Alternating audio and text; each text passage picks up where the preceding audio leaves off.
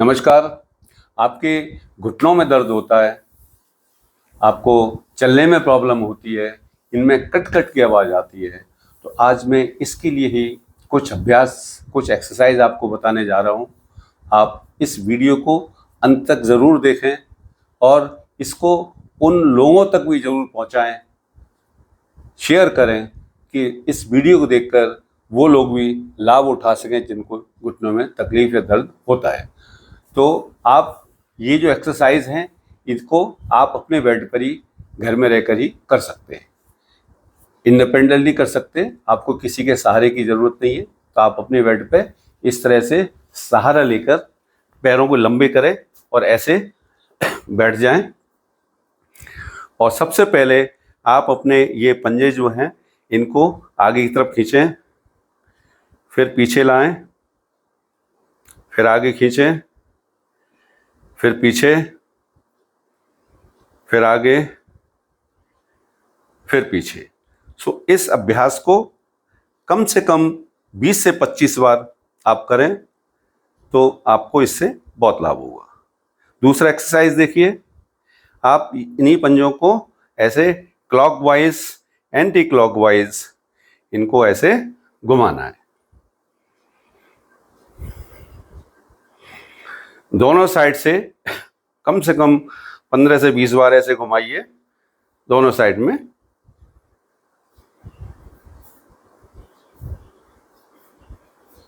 तीसरा है अभ्यास, आप अपने पैर को ऐसे बेंड करें और यहाँ से लॉक करें और लॉक करके आप लेग रेज करें, फिर down, up, down, up, down.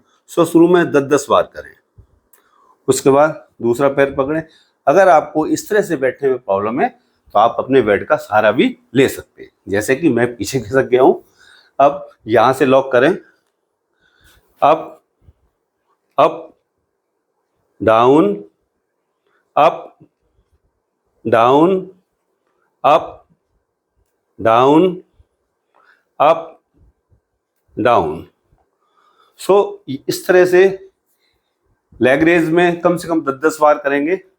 उसके बाद आप पिलो का सहारा लीजिए, पिलो को ऐसे रख लीजिए और एक एक पैर का करना है। इस पैर को, घुटने को नीचे की तरफ दबाना है और आगे से पैर को उठाना है। Up, down, up, down, up, down. फिर दूसरा पैर लाइए, अप, डाउन, दबा के रखिए पिलो के ऊपर, अप, आगे से उठाइए, down, up, down, up, down. अब फ्लो का सहारा लेकर दोनों पैरों को एक साथ करेंगे। दोनों हाथ को पीछे रखिए ताकि आपको बैलेंस कर सकें। ये घुटने नीचे की तरफ दबाएं और आगे से इसको उठाएंगे। Up, down, up, down, up, down. इस अभ्यास को भी 10 से 15 बार करें। इसके अलावा एक और एक्सरसाइज है कि आप बेड पर ऐसे लेट जाएं और हम साइकिलिंग करेंगे। ऐसे हाथ लगाइए और आप जैसे साइकिल चलाते हैं इस तरह से साइकिलिंग करें, दोनों साइड से करें। ये साइकिलिंग से आपके घुटनों में बहुत आराम मिलेगा। आपके घुटनों में जो चर्बी जमी हुई है वो मेल्ट हो जाएगी और फ्लेक्सिबिलिटी बढ़ेगी। आपकी मसल्स, आपकी थाइज में जो भी फैटनेस है वो कम होगी। तो ये साइकिलिंग 5-7 मिनट तक रोज़ सुबह शाम किया करें।